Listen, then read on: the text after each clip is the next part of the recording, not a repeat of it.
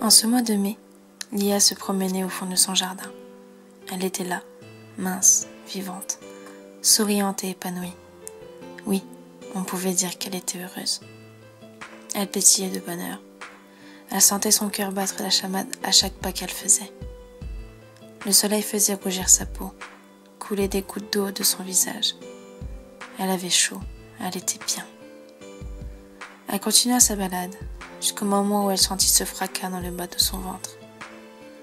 Elle vit ce sang couler le long de ses jambes. Elle tomba, hurla, pleura. Elle cria au secours. Des passants qui s'en promenaient aussi autour de ce somptueux endroit entendit ses cris. Ils se jetèrent à son secours. Il appela les pompiers, qui arrivèrent dans la minute qui suivait.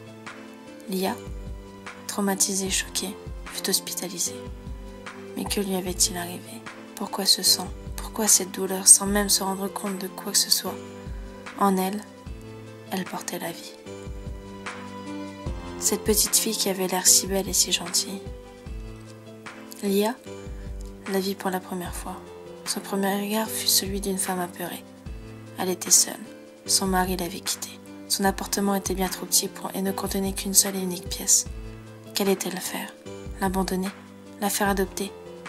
Elle ne savait plus qui elle était.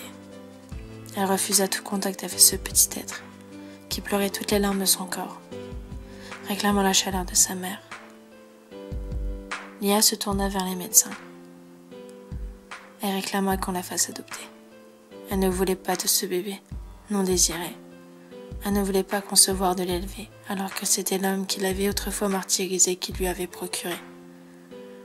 Elle ne se sentait pas capable de l'aimer, de l'adorer, de l'aider à avancer. Elle n'en voulait pas. Puis, elle regarda sa petite perle. Plus elle pleura, plus elle prit de dégoût pour la vie. Les jours passa, la petite Kalia fut adoptée. Plus tard, dans les journaux télévisés, on apprit la mort du petit fille âgée seulement d'à peine 1 mois. Elle regarda le visage tuméfié de cet enfant. C'était sa petite fille, sa progéniture, son enfant. Elle sentit au fond d'elle un couloir de haine. Elle sentit ses organes se décrocher l'un après l'autre. Elle ne pouvait plus respirer.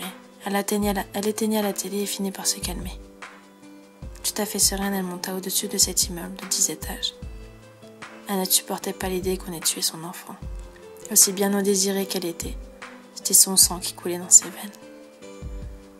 Rassurée et sans peur, elle se laissa tomber pendant sa chute. Elle sentit la joie envahir son cœur et son âme. Elle était libre.